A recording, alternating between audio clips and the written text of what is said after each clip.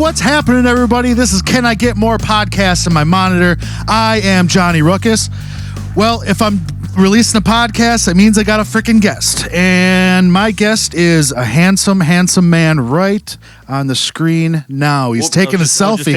He's taking a selfie. This is Michael Pape. How you doing? What's happening, man? Hanging out. Whatever. Right. Living the dream, surviving COVID. Yeah, there you go. Yeah, you are a survivor. You are a COVID survivor. Yes, sir. You're the second one that graced us in the studio of surviving. Really? Yeah. Oh. It's sanitized, right? Yeah. Meant not sanitized, but sanitized. Sure, why not? Right. So how you been, man? This year's been tough. Yeah. Just a roller coaster of emotions and life itself is just, some deaths in the family and yeah. So, yeah, it's been tough. Work and obviously music wise. I don't want to sit here and talk about me, but that's what we're here for. Music has been tough too for everybody. I know I got a lot of friends that are in the biz and they're all hurting too. So, the bars need to get back open. We need to get people back in there. So, yeah, it's we won't get into it too much because obviously everybody's heard everything about it. But the thing that drives me the craziest is that, we're going to shut you down, but there's no backup. Right. It's like you can't open, but we're not going to help you either. Right. And there's not a plan to help you.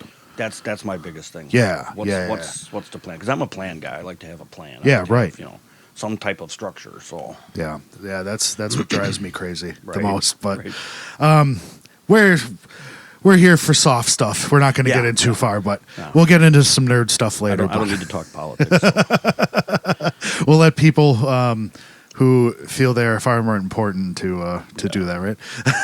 Let's put it this way: it's all fucked up right now. Yeah, it's all fucked up. That's a good assessment. No matter what side you're on, it's all fucked up. It's all fucked up. So. Enough of that. So how have you been, John? Doing okay. When's the last time we saw each other, man? That was a couple years ago. Yeah, I think it was somewhere in Fond du Lac, wasn't it? I think it was earlier than that. I think it was in was it Saukville. Saukville, yeah. That Battle of Bands. I think that was actually the last thing 215 did. Yeah. Before we played together then. Yeah. Well, not like in the band together, but your band played and Recoil played. So yep. Cool. Well, yeah, and we had a whole bunch of that too. Yeah. So, but yeah, that was the last. I'm pretty sure. Obviously, that isn't the last time we talked, but the last time we saw each other. Yeah, in person, right. Yeah. So it's been a while. Yeah, I'm sorry to hear about the band too. Yeah, it. Not to bring up. That's all right. It was a shock. Yeah. And it was like, because you guys are awesome, man. No, I appreciate that. Yeah, we had just gotten back together, and we've had like issues, personal issues or whatever. That always happens for every band, right? But we had just gotten back, and like it seemed as though like we had it ironed out, and like it really looked like we had like this trajectory, and then. What happened. Stuff's starting to take off, and you can feel the wind beneath the wings. All of a sudden, yeah. What's that old saying? I don't know if it's old, but you just said it. It's old. It's new now, man. Yeah. That's what happened with Recoil too. So start to feel that wind beneath the wings, and then all of a sudden, yeah. So, yeah. So getting in a weird way, I think. What happened this year has been, at least just in one perspective, it's been a good thing because not too long after what happened, we were like, we had the itch already, right? Oh, yeah. But it was like, I knew, you knew in the heart of hearts or whatever you want to say it, that you just, it wasn't time. You weren't going to be ready for that, right? So a shock. I think with what happened this year, I think it actually kind of helped it. Whereas like it kind of pumped. It forced us to pump our brakes. Yeah. And like take our time. It's like we've been demoing. I've got a lot of fucking demos, like full song demos. Really. And we've just been very slowly. Right. Because, like, one thing about Josh is he was very prolific. Okay. You could give him a song, like, let's say I'd bring a song in practice or whatever, right? We'd get it together, and by the end of practice, he'd have a melody and words. Right, that's the best. Oh, I love that when that happens. And we're going to do this here, I need you to do this here, blah, blah, and Right. he had it all mapped out. Right. Whereas Eric is very plotting. Okay. It's just the way, that's just how he works. Sure. You know, he's not, it's, okay, this, and he, and it's good to have both sides. Yeah. Oh, yeah, and they always work together, too. Right. But he's very revisionist. Sure. So he's constantly working on it, Yeah. which is fine. And when being able to take this time to, like, really take the time, Yeah. it's working well. So I do the same thing, but I'm like on both sides. I like the feel and I like the structure at the same time. And like I'll feel something and I'll be writing on the guitar and then like, okay, then I could say this with that and Yeah. da da da, and then find that melody and I'm like, wait, structure. It's like, oh. But I mean, I wrote one back in like 4 or 5 years ago, and I think it like came together in like 5 minutes. Yeah. Yeah. You know, the rhythm, everything, the lyrics, all boom, boom, boom, boom, and it's like done. I'm like, okay, structure. Yep. No. Oh, yeah. Yeah, there you go. You sing it. Yeah. Maybe I do know what I'm doing. Yeah, I know. And then you write the next You know, one, and it yeah. takes like fucking 6 months to write. Right. It. That's What pretty the much, fuck? yeah. The very next song took like a month and a half to write. So, I don't know. I mean, I've transitioned from, the original thing now to more of a cover type stuff, getting into I like performing. Yeah. I like in front of people. I like interacting with Yeah. the fans and the crowd. So, I mean, that's one thing, I run wireless rigs, so Yeah. I'll jump off stage and I'll dance with whoever's dancing in the crowd. I Yeah. love it, It's just fun, and then they feel like they're a part of it too, so. Yeah, you're a good performer. Yeah. Well, thank you. You always have been. Yeah. Remember the BBC? That's not the first time we played with you. Yeah. That was killer. Yeah, we had met and you had Yeah. run sound for us. Yeah. But yeah, that was the first time that we played together. That was awesome. I was just thinking about that. Yeah. Yeah, Cool. it comes through at the Facebook memories or whatever. Oh, You see yeah. that and it's just like, holy crap, it's been that long. Yeah. And geez, that was Like 14, 15. Or no. probably 2015. Yeah. Yeah. Yeah, it's weird how you look back at some of that stuff or you just see some sort of hit. Right. That was that long ago? I know. Whatever it is. Right. It's like, Well, that was Holy crap. that was like, well, we can get into that a little later, but that was really like the first decent gig we had with that lineup. well, I mean, yeah. We were you guys, babies yet. I mean, as far as like the band, Yeah. we didn't know what the fuck we were doing. We had a blast though. The room is full of people, and we're like, holy! And I'm singing, which I've never really done. I still don't think I can sing, but hey. And I'm up there, and I'm like, okay, and people are yelling and screaming, like, okay, and we're playing originals. I'm like, what's going on here? I look over at Matt, bass player, and he's like, I mean, we all had that, that nervous bug, Yeah. So you probably saw it. So. Oh, that's all right though. Yeah. Because you guys had always played up in Sheboygan area. Yeah, and we were Fond du Lac Sheboygan based. and- Sheboygan based, Sheboygan County area, but we did get around quite a bit. I mean, so. But hey, that's that band. So. Yeah.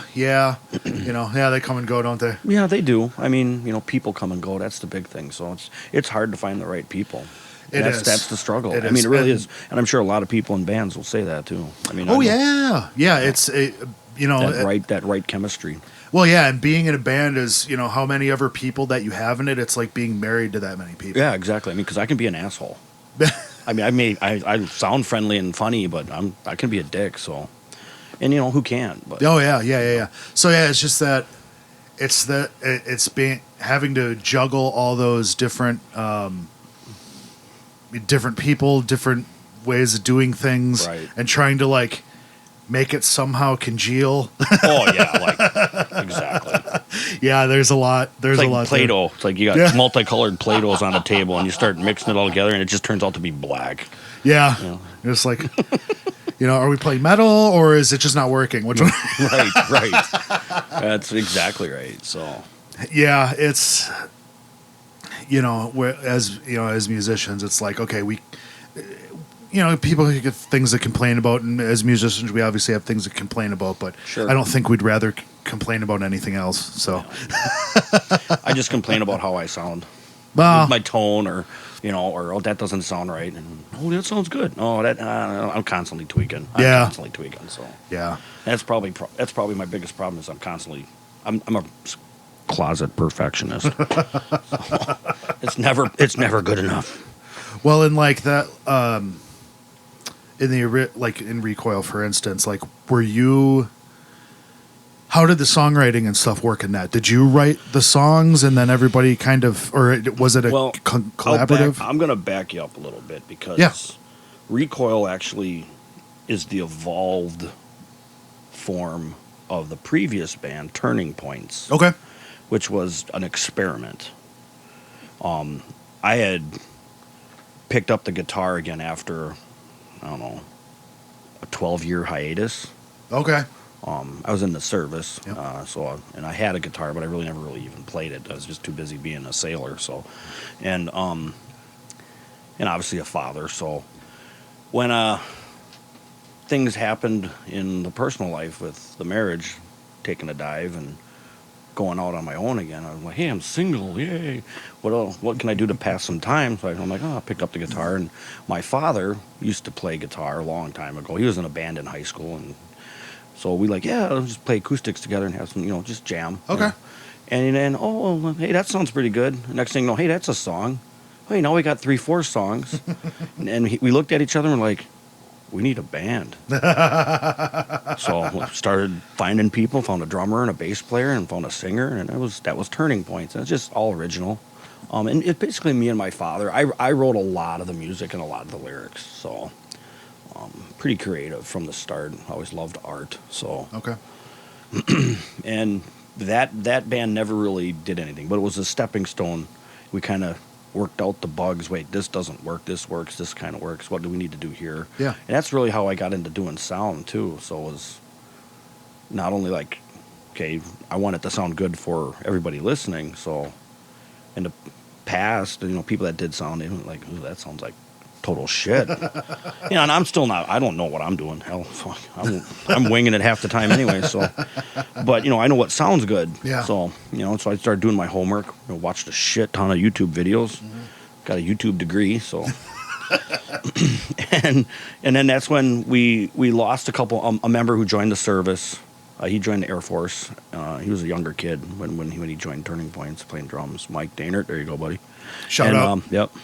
And he's doing good now. He's a father of 2. He's down in I think he's at Lackland Security Force. He's Air Force Police. Okay. Doing good down there. And then, Mark was playing the bass, and his father passed away from cancer, and he just didn't want to do music anymore. So, and it's totally understandable. I mean, that's what happens. Life, Yep. And then so that then evolved. We're like, well, now what are we going to do? So we kind of took that band and turned it into something else, and that was Recoil. So Okay. and it basically kind of evolved into more harder rock, from more I don't know how to explain it. It's weird. I mean, because I've got shit tons of influences from growing up listening to the old vinyl in the living room with my dad, from the Beatles, heck, Johnny Cash in my grandparents' basement. Yeah.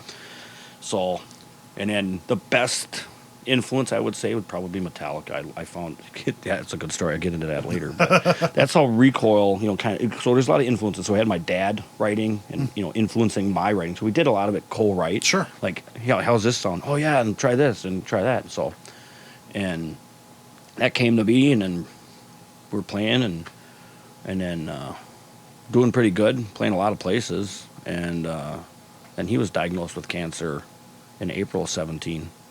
And passed away in July. So that was a big hit. I almost quit.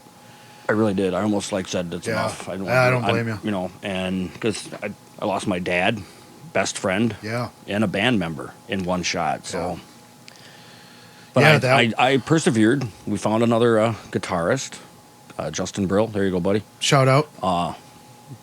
He's awesome. And a new drummer, and we got it going again and playing good, and then that fell apart too. Just different opinions. So at that point, I'm like, do I really want to keep Recoil going? Is it does this writing and the struggle of learning all this new music again with another person? like, let's just do the cover thing. So that's when I found Nitro 5, and that's where I'm at now. So Sure, because they had before you joined them, they played that in Sheboygan too, did they not? yeah, they did. Okay. They play a lot. It's a Sheboygan based band as well. Yeah. So Okay, yeah, but it's cover band. I mean, it's you're we like to say it's not your top 40, but it is. It's all your favorites that you don't normally hear. So and we give it some ass. So Sure.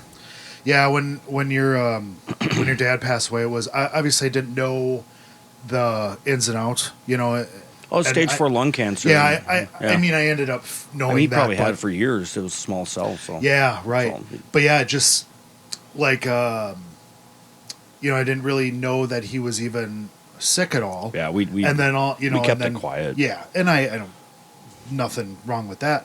And then we heard that he passed. It was just like, because your dad was a good man. Oh, he's a great shit, man. That guy. Yeah. I mean, he was strict, but he's your best friend. Yeah, he was. He was. He would tell you friendly straight, to us, man. and Dude, you're fucking up. You're fucking up. Okay. Yeah, but he was a nice guy. Mm-hmm. Like, He give you a I shirt got on along his with back, him. man. Yeah, He gave it right off your Yeah, back. Right so- off his back. Yep. yeah, that was. That's it. Just it. For lack of a better term, it fucking sucks. Yeah, it and is. I It went. is, My dad had passed away years earlier before Mm-hmm. that, so it was like, that was short order. Yeah. As well. So Right. it's like, gee, it just just fucking sucks. What's really crazy is we actually played a gig while he was, and it was Father's Day weekend. That was his last. That was our last one, while he was sick. Well, he had been sick for a while, but once we knew he was Right. had cancer, and I could tell. Something. I mean, to be blunt, I mean, I knew he was going to die Yeah. when we were playing. Yeah. I mean, because you can see, it just, I mean, he did okay, but there was some memory things going on, and then that's when, like, something's really wrong here. Yeah. And, a month later, he's in the hospital for a day, and then 2 days later, he's passed away. Yeah. So, I mean, like, within 3 months, so.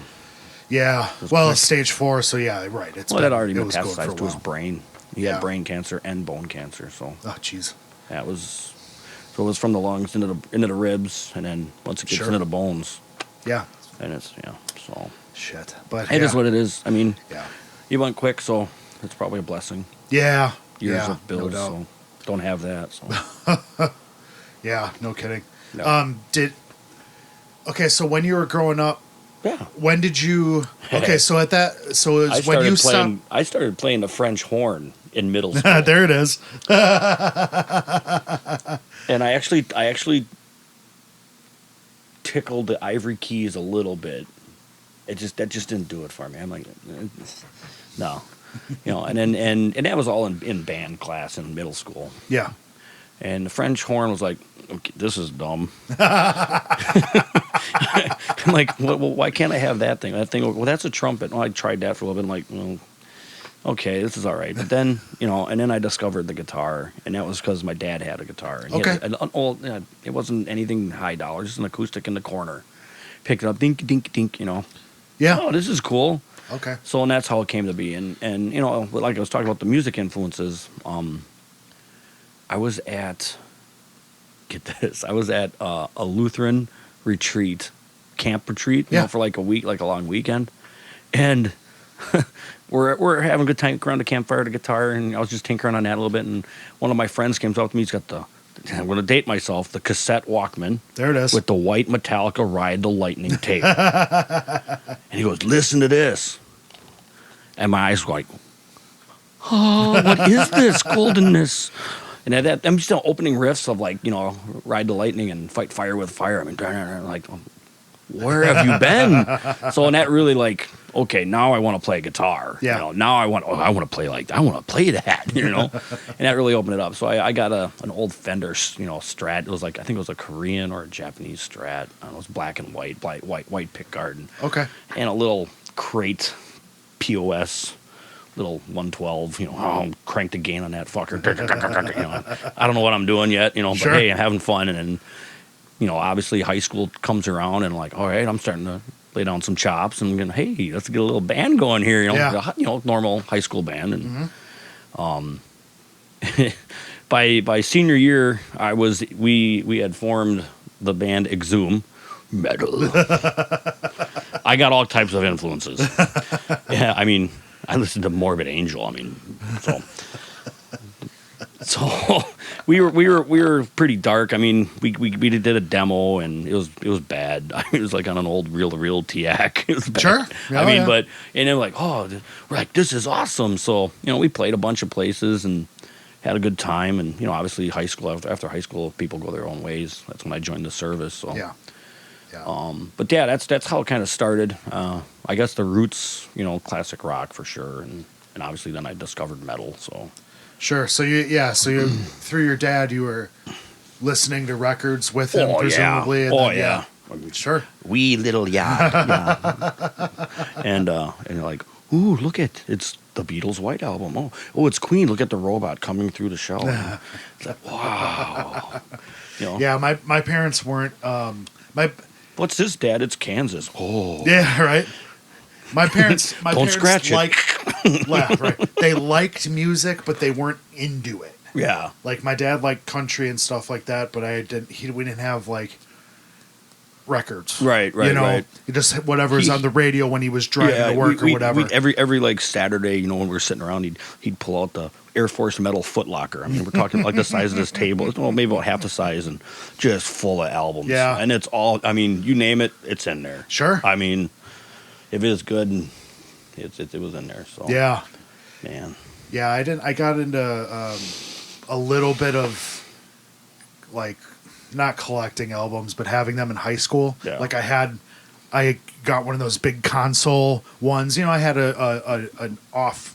Just on its own turntable, but I had one of the big console things too. I had that in my room. It worked. Yeah. The fuckers was loud and shit. Well, that's how you grow and you find what you like. I'm a firm believer in you got to try it at least once. Yeah. I mean, even if it's bad for you, but to a point. Don't get me wrong. But just say no. Like it's like drinking liquor. It's not good for you, but we all do it. So, but I mean, with music, if you don't listen to it, how do you know you like it or not? Yeah, and that's always a kid thing, or when you're in high school, if something's not cool, you're like, I don't sprouts. like that. Yeah, those look. Those are nasty. You eat them. Ooh, those are good. You don't know unless you try it. So, but yeah, I'm not a huge country music fan, but some of that older stuff, man, I got into it. I am not a fan of the new crap, but no, there's a little bit of stuff that's decent, but it's like, well, I'm talking about the mainstream country, that garbage. It's more pop now than it is country. So yeah, there's one guy that's like a popular one that I like. Yeah.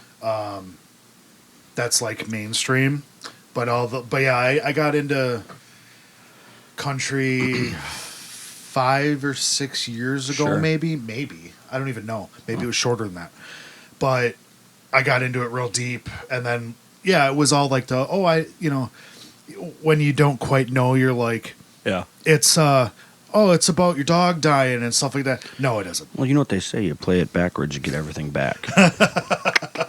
So another papism right there. I try. But then you quickly learn that that's not what it is. They're not all talking about about their dog dying. You mature, in your listening and in the music. Okay. I started Dwight Yoakam was my in. See, there you go. That was my dad liked country. Mm-hmm. And, everybody likes Cash. Everybody likes Johnny Cash. Like, you can't, right. So there's probably somebody out there like, that's dumb. Yeah, right. And then, you don't know that. You don't know what you're talking about. Right. But yeah, my dad liked Cash. I didn't necessarily like Cash because of my dad. I like Cash because Cash is badass. Like, that's what it is, you know? So it's like, the first original outlaw country. Right? And then, but yeah, like Dwight Yoakam was my in. Yeah. And then it's like, oh, well, Dwight Yoakam loved Buck Owens, so then I see Buck Owens. Buck Owens is fucking awesome, and it's just that opened the doors. Yeah, and it goes, and it's finding very similar artists, and and it's very daunting. Awesome. Yeah, see, I like the Texas blues a lot too. Okay, yeah. and I've been following a little more blues here now lately, just because it's not that I'm like really into it and I want to play blues, but it's cool, you know. But it does get repetitious. Yeah, it does get repetitious. So yeah, no, I can hear that. As I try to make, he's adjusting the fan. My professional podcast that's so professional it's never going to win an award. No worries, man. Yeah, I'm like a music snob, but in like the little insular fucking ways, and it's finally like I'm finally realizing that. You cherry pick. Oh yeah, but it's like, oh, this is really good. That sucks, even though it's like, well, I don't. You know, I'm open. So like the country thing, I got into that and I went deep, and I'm like, I fucking love it, right? Right. And then like, it's such a foolish thing, but hey, it's my fucking show. I can say what I want. Absolutely. I got into like, it's just so weird to even say. I got into like, you can edit it out, right? I am not going to edit shit. I got into like kind of poo-pooing the Beatles because it's like, really, but in a very small way. With the Stones. It's in a very small, for some reason, small silly way. Yeah, and I recognize it's silly. That it's like, oh, they were the first boy band. Yeah, they and in one way you can, but then I see your point. But then your point. That pushes everything else cool away. By just going, oh, they're just that, but they weren't. So right, you know. I know you probably heard this a bunch. Well, maybe you haven't, but I challenge you, and anybody listening, to re-listen to Sgt. Pepper's. And just really sit down and listen to it from beginning to end. Yeah, well, you may have done that, but I haven't. You should. Yeah, and just turn everything off and just sit down and listen to that thing from beginning to end again, and really have an open mind, and it's going to be. Well, guys, you're right. I kind of see your point about the first boy band, but they were musical geniuses at the same time. And absolutely, and I was just being stubborn and dumb. Oh, you know, like my wife, she really likes the Beatles. Right. We don't. She probably has. She has like MP3s of absolutely fucking everything. So she probably has them, but you know, like Target and Walmart and stuff, they're starting to sell vinyls again. Yeah. Right. Well, it's an easy way to get them. Well, sure. They had I was like, Kelly, where do I start with this? with the Beatles, I don't know. Right. You know, I don't know. It's like, right. I was young and ignorant for a long time, even though I'm been a lifelong musician. Sure. So we were gonna get. I think she was like, well, I looked at like the White Album, for instance. I'm like, okay, obviously. I recognize those. So I was like, well, I'll start there, but like the vinyl's like $50 or something like that. Because it's big, you know. Sure, and that's the reprint too. Sure, yeah, but I'm not ever going to be able to afford, you know, the whatever. But I got one. Yeah, of course First you print. Do. Of course you do. And that's it's great. In the Foot Locker. Yeah, nice. I got. Well, I shouldn't say I got one, but I got Purple Rain. I got Purple Rain up here. Oh, sweet! See, and Thriller. See, that's an artist I rediscovered too, like Prince. Like, why hadn't I listened to this guy before? This guy's insanely awesome. See, and then then all the music he wrote for other people. Yeah. Wow. Yeah, like Prince. My oldest sister really liked Prince and like U2 and stuff like that. Yeah. So I got that when I was a kid. Was still a U2 fan as well? I'm not. Yeah. I'm not today. I was, but not anymore. So it's such a dickish thing to say, but I'm gonna say it was earlier stuff. Yeah. But like those are iconic. Like it's just like Jesus Christ. That like you can album. shit on them, but it's just like, oh no. Like you know, even you take anything from the past, like I don't know, 15 years, because I mean they're still writing music and that's awesome. But it's like everything before that, you gotta just be like, God damn it. Fucking good. I know. But back to the Beatles thing real quick. Yeah, sorry to get you off track. No. We're gonna start at the White Album. I was like, fuck, I want to spend $45-$50 on this, but and then I was gonna do it, I was gone. Oh, somebody beat you to it. Yeah. So my ignorance is showing, but I totally pushed off the fucking Beatles like a fucking idiot. Yeah, live and learn. Yeah, but no, I really mean it. I mean, Sgt. Pepper is genius. I think it's genius. So, At least that's my opinion. To each their own. But yeah. So I'll get there, but I think I'm gonna start at the beginning. I'll just do it that way rather than go here and go there and go here. I cherry pick. So. Yeah. And it's just because I think Sgt. Pepper's Lonely Hearts Club Band, that album is like their pinnacle, and that's my opinion. I think that's when they were like in. I mean, who knows what they were doing in their recreational wise, but they were in the zone on that album. That's how I feel about it. Well, they're very, very interesting in the fact that their career was like 9 years. I'm not gonna say it because I don't know. Because I think they started in '60 and they were done by '69. I do believe you're correct. So they released. I mean, they were a band before they were the Beatles. So yeah, but there wasn't a lot of. Well, I mean, '64 they came here, sure. But throw from about I think it was like '60 to about 69 was their start, and they released like 7 or 8, 9 albums during that time. Like that, yeah. And the evolution, from the the beginning to where it ended, from your boy bandy, to where it's it's insane, right? And at that time, man, you could play just A, G, E, and it's a hit. Yeah. I mean, nobody was doing it, so everything that you came up with that was something I knew was like nobody had done before. So right. It's a win. So now everything's been done. Now you reinvent the wheel. How do you do that? Yeah. Make it rounder. I mean, what do you do? You can only, the fretboard or the piano. There's only so many notes on the keyboard. Did you see these microtonal guitars and stuff that they're starting to come out with now? Yeah. Reinventing the wheel. It's neat in one way, but it's kind of grasping at straws in another. Right. I think we're gonna see a turn back here. I think I think we already are. Yeah. I think we're already seeing like a return to more just a raw sound. Sure. I mean, you don't see it mainstream yet, but you're starting to see it in the sides. So yeah. Smaller labels, I'm starting to see it. So yeah. I mean, you got your off the wall stuff like your Black Keys and stuff here, but I'm starting to see a more raw sound come from even like from other bands that are doing it right now. So yeah. I mean, everything's cyclical, so it's like it always comes back. Over processed. Yeah, but it all comes back. But I'm. And that's this. Yeah, everything's got to be as loud as it can be, and and I Kelly would be just like, I've heard that a million times coming out of your fucking mouth. I'm trying to get away from saying that as much, just to like, I mean it in a negative connotation, and like, we don't need any more negativity in this fucking world, right? Right. So I'm trying to just be like, okay, in my head it is overproduced, but and I'm trying to find, but god damn, it does sound good. Yep. Just making like money.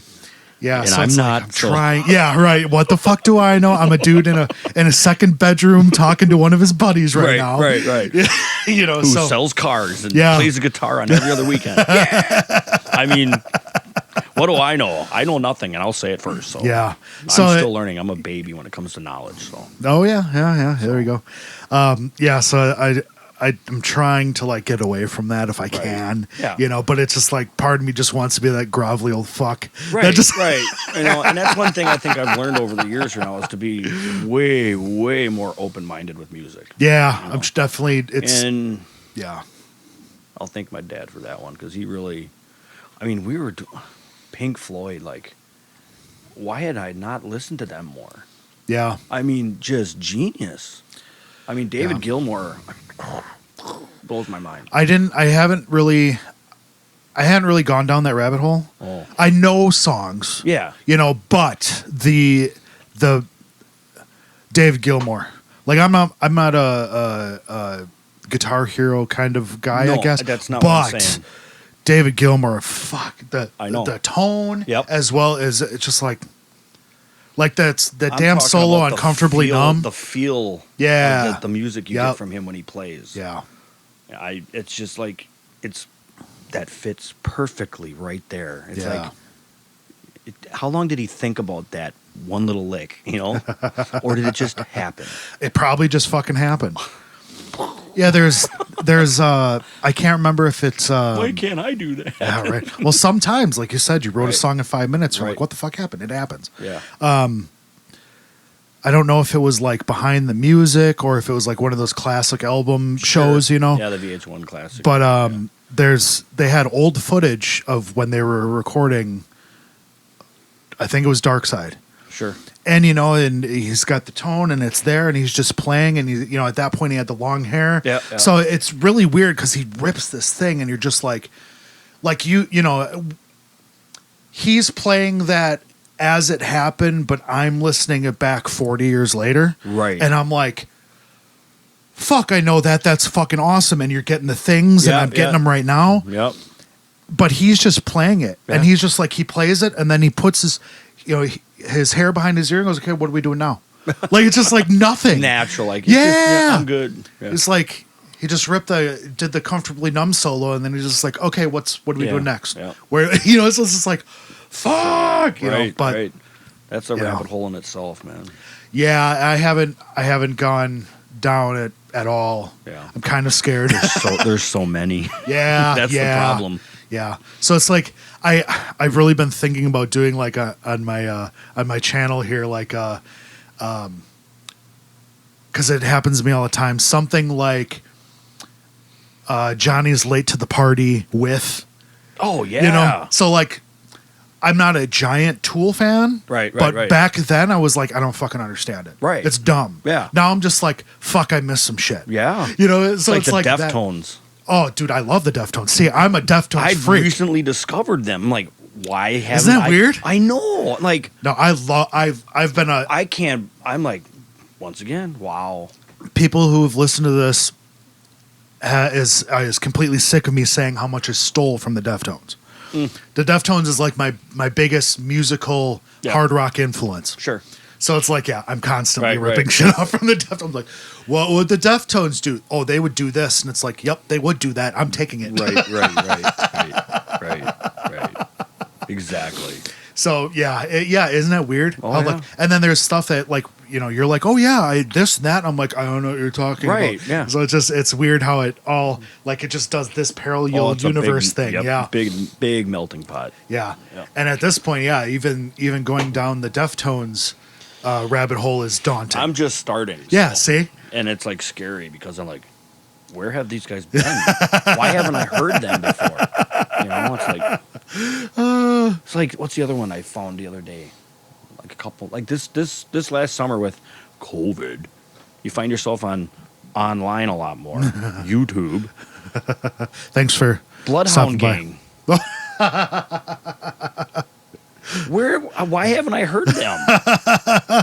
I mean, I only know a couple things from them. I know, but still, it's like, this is awesome. This is hilariously awesome. It is funny. Yeah, It is funny. and it's like, what the hell? So Yeah. I don't get it, but hey, some of the new stuff though, I don't know what to do with it. I don't know if I want. There's no real rabbit holes anymore. That's the thing. Well, I mean, with pop, okay, like we I shouldn't go down that rabbit hole, should I? well there's decent pop. I'm not a pop fan. Well, there's decent pop stuff as well. Obviously, we know that. Like we just talked about Yeah, Prince, and we I talked didn't about. say, I didn't say Michael that there Jackson. wasn't anything good. I just said I'm not a fan. No, I hear you, but it's like we'll go back to country music first. Sure, go for it. Country music has been trying to do that Yeah, a long time now. forever. Yeah, crossover. Hank Williams wasn't the Carter family, and then Buck Owens wasn't Hank Williams, and then so like every generation is like, that's not country music, Right. You know what I mean? Like when Garth Brooks came along, the people who were into outlaw were like, that's not fucking country music. Right. Ask Waylon Jennings; he would tell you if he was still alive. Right. So country Probably music. flip 'em off. Country music has been doing this. They've been trying to cross over pop hit Sure. since the beginning of country Probably. music. Yeah. And now every style of music Sure. is trying to do that. Yeah, you see it in everything. That's what I Yeah. was getting at before. Yeah, I mean, yeah. There's nothing that can be done anymore new. It's Well, all, yeah. It's all this like meshing together now. But like everything's cyclical, like we were saying. So it will eventually come around where someone who's playing a guitar with a real played drum kit will come along and someone will go, fuck, what's that? Right, exactly. I want to do that, because that's what's missing in guitar music right now. I concur. There isn't 100%. in the mainstream. There isn't a guitar hero. There isn't a Van Halen that's coming along, right? Or name it, right? So until that happens, there's little pockets. Like as strange as it is, and she's not a guitar hero necessarily, not in our eyes. Taylor Swift has probably done almost more for the guitar as far as for selling than Van Halen did back in the late 70s. Yeah. Because she's out there still playing a guitar, and little girls go, huh, I want to do that. But as far as like a guitar hero in the mainstream, that it doesn't exist right now. Exactly. But it will come back. Oh, I think I mean, we'll probably hate it. well, that's what musicians do. We hate each other. We hate each other. Yeah. That's probably envy. Yeah. Oh, yeah. But it will. But I wish I could do that. Fuck that guy. But it will come back, because you see celebrities wearing Nirvana T-shirts and Slayer T-shirts. Somebody eventually is going to go, "What the fuck is that?" And then go back and go, "I like that." Yeah, exactly. Kind of like what we're doing with Pink Floyd and yeah. Beatles. And I'm coming back with the Beatles 60 years fucking late. Right. But it will happen. I think we just have to be patient. Everything comes back around. It does, and it's all on the outsides right now. Like there's tons of backcountry music. Just for an instance, there's a bunch of honky tonk and dance hall kind of stuff that's right on the outside edges. It's popular over here, but it's just not here. But it is. They're making a living here. Yeah. And same with rock music, metal music. There's really cool shit. Oh yeah, happening out here, and people that are on, I guess negating 2020 are on tour and being able to live life by playing rock and roll. Mm-hmm. It's there. Sure. It's just not here. But eventually, it's going to have to start creeping this way. People get sick of shit real quick. Yeah. But I think with the 8-second attention span. Yeah. Well, I think the internet is obviously a great way to explode it, but at the same time, it gets so big. Right. Where do you look? Exactly. There's just so much. Yeah. It's almost like overload. So. Yeah, and you have to get like on a. I mean, it is the ultimate kind of groundswell grassroots thing. If somebody can, one person downloads your thing or whatever, or, and then passes it on, that's where. That's grassroots. Yeah, network to shit. Only it's on internet, rather than having like an influencer or whatever the fuck you call them. I don't know. I'm old.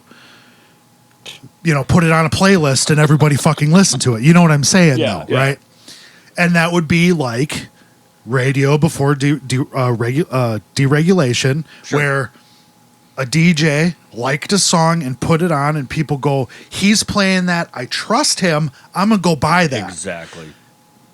It's the same idea, only the piece of paper is much larger. Correct. So. And who do you trust? Right. So when someone's making a playlist, obviously you get bands to make a Spotify playlist or whatever, but like the influencers, it's just a playlist named whatever the fuck playlist. Here's the song. Yeah. I don't know who made it, but here's the playlist and I like the song. Right. Right. You don't necessarily earn a trust in that respect, but what is this, right? Yeah. It is a way. So yeah, it's a great equalizer and obviously a great way to make it ridiculous too, as all of online is. Right. It's crazy. Mm-hmm. Like the YouTube rabbit hole. Yeah. But at the same time, it's like I watch YouTube and I watch old shows that I missed. Again, Johnny late to the fucking party. Mm-hmm. Like I'm watching My Name is Earl. I'm 15 years late. on My Name Is Earl. I watched Parks and Rec all the way through. Like we finished it like 6 months ago. I never saw it before. I was like 12 years late to that party. Jesus. And then there's some that I was on right away. So yeah, it's just like, you know, and then I watch YouTube. You know, so it's just like I'm always on YouTube. So hopefully someone will be all on YouTube on my channel. Right. Look it up. Well, I'll share the shit out of this. Yeah, so the internet is a strange, horrible, ugly, wonderful place. It is. It's a double-edged sword. Yeah. So. Yeah, it can be gruesome, but yet it is fucking awesome because you can find anything. So Exactly. So you want to get into some nerd shit? if you'd like, I mean, Sure. we can talk sound, we can talk recording, we can talk fucking gear, whatever you want. Yes. The answer is yes. Sounds good. Okay, so for those who First, don't know, disclaimer: yes. in no way, shape, or form am I an expert in any of this. There. Yeah, but we know what we like. So Right. I know what in I your like world, and you're what an expert. Right. So. Okay, for those who don't know, Mike Pape over here built cabinets for a while. He also built Yeah, we can talk about that, amplifiers just for a little while. You only did a couple. Never really did amplifiers. You did a couple, didn't you? I just like it was more the cabinet and then like re-cabineting them. Okay. You know, putting a new shell or figuring out a way to make your amplifier work. You know, I never really did any amplifier building. It was just the wood side of things. So. Oh, okay. All right. Well, negate that part. No, I it's all thought. good. Okay. No, That's fine. it's We'll get to that when we get to speaker that. side. It was the speaker side of things, and it really came down. It came from not being happy in anything I was finding to play through. Yeah. And I'm like, I want my tone, and I would plug into this. I'm not going to name any brands, but I plug into this, black, white lettered cabinet, and it sounds like shit with the head I'm using. And I plug into this cab that's got a metal face on it, and it sounds like shit. Like, well, I started doing some research. I'm like, well, there's this American speaker company called Eminence. Yeah. And they've got all these awesome speakers. And I started doing a little more research on them. I'm like, well, I wonder if I can build my own speaker cabinet, and I can use those speakers. I started doing research on that, and I got a buddy from my brother, and he does like competitions with automobile sound systems. Okay. I'm like, hey, give me some tips on volume, cabinet volumes and stuff like that. He goes, oh, it's coming up. I got this awesome program. Blah, blah, blah. Okay. And he gave me some dimensions, and like for this amount of volume, this much space inside, and for this speaker, and this thick of wood, blah, blah, blah. And started looking into wood, and I'm like, well, I built my first cabinet. I'm like, bingo, there it is. What it did. Okay. I started gigging with it, and people and other musicians would come up like, what is that? I'm like, well, I built that. Can you make me one? And I'm like, light bulb.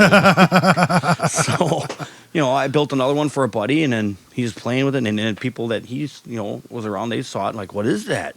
Oh, this guy in Plymouth, he made this for me. Like, this fucking killer. Can I get one? Like, give him a call. And the next thing you know is, for a couple of years there, we were doing pretty decent. I had a partner, and he was helping me out, but it never really took off. I think it, it just came down to probably marketing too. I mean, I never really pushed it. Like, I never really wanted to be a business. Like, yeah, you just wanted to make something that you could use. I wanted to build my own speaker cabinet. Yeah, right. And then it became like, okay, well, we can make a little money here. It's like a side gig, Yeah.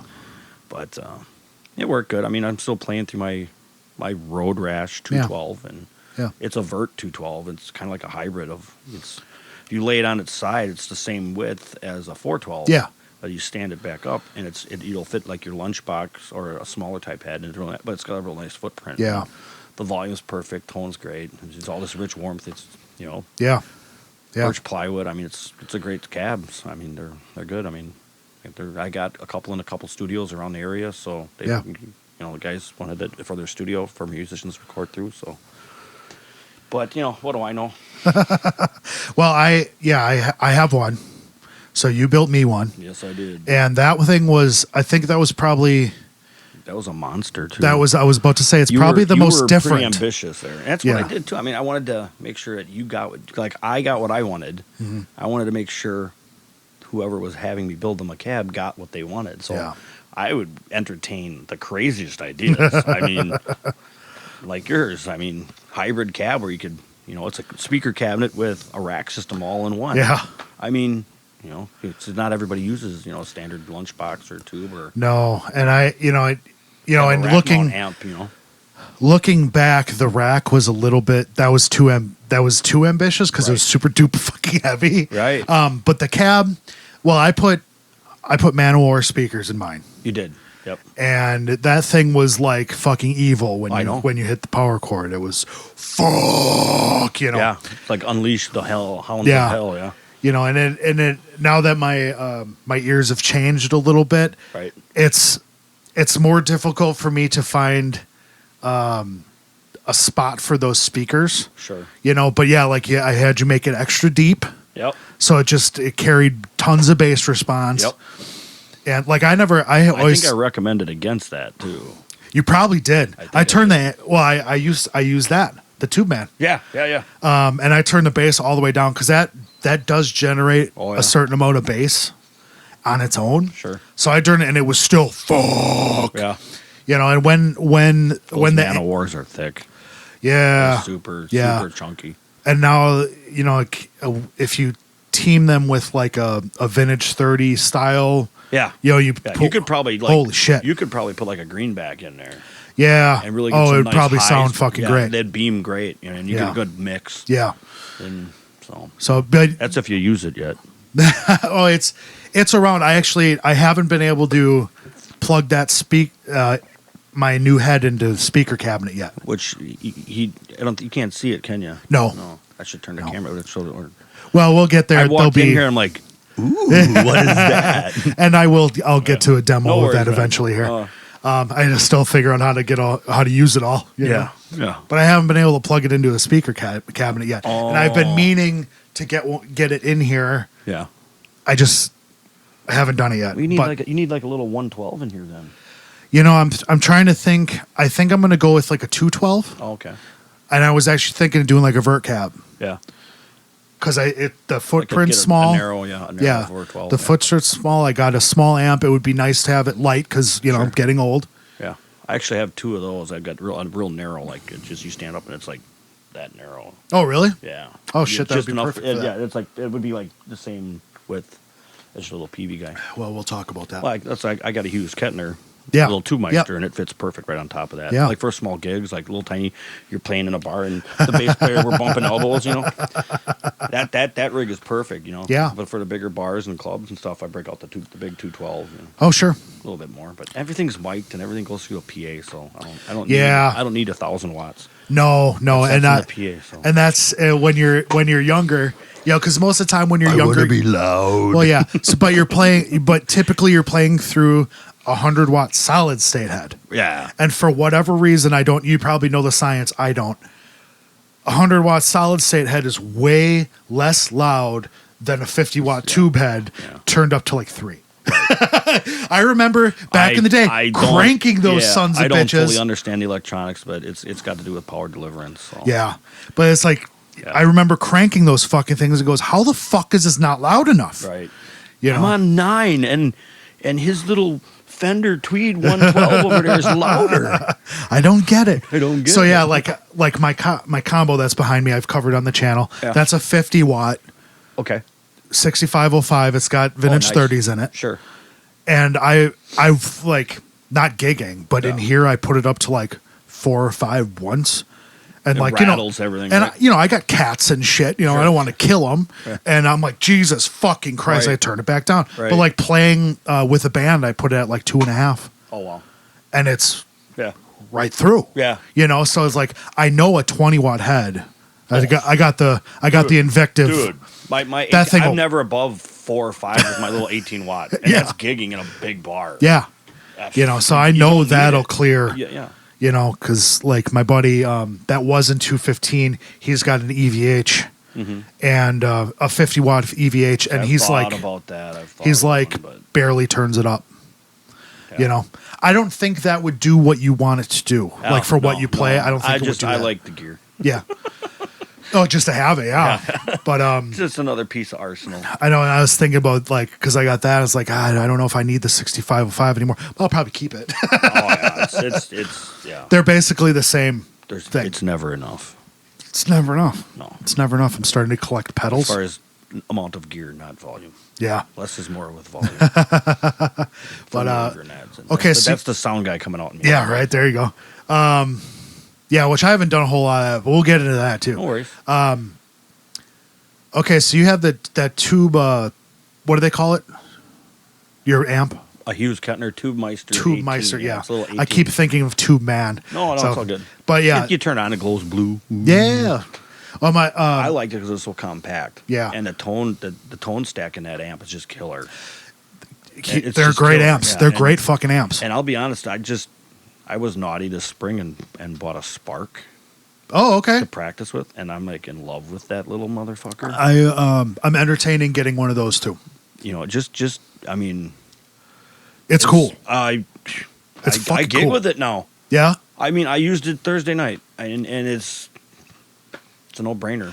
It's fucking cool. I can have the tone I want for the song I want. Yeah. And just click it on my phone, boom. I'm jerry rigging it a little bit, you know, but hey, it Yeah. works. I'm not miking it. I'm running out of the headphone right into my Tube Meister. Oh, okay. So I'm Okay. basically preamping. Okay. So you're just running into the return or whatever so you're using Hughes, as a power? Hughes is just a power head, I got you. and it's I'm golden. surprised there's a ton of technology put into that Spark, but they didn't put an XLR out. That seems but they do have a USB FireWire out, so I could run right into my mixer with it. Yeah, And- okay. But then I wouldn't have stage volume except Yeah. two monitors. So Yeah. I got you. I like using the Hughes, you know, and I can always, you know, that way it's a backup too. Because Sure. to be honest, the Spark I think is still a little untested. So if something goes wrong, boom, Sure. good to go. He was H&K ready Yeah, to go. yeah. Yeah, my buddy Dave, who was the bass player in 215, not the last iteration, but bald guy. Yeah. You built him a cabinet too. Yeah. Well, he saw yours, right? Yeah. Yeah. Yeah, he wanted something lightweight. And You built it for him. I redid Styles' too, Yep. right? Yeah. Yeah. But Dave's Man, I Dave's did an a lot. Dave's an H&K guy. He always Yeah. has been. Yeah. So like I remember him letting RJ use his switchblade once for a show. There was something RJ, one of his head or whatever something was wrong. Okay. So Dave brought him his switchblade to use, and then Dave also has a triamp. Oh. That doesn't leave the house. I bet. That's the Alex Lifeson. Yeah. Ridiculous fucking head. Yeah, Yeah. he has one of those.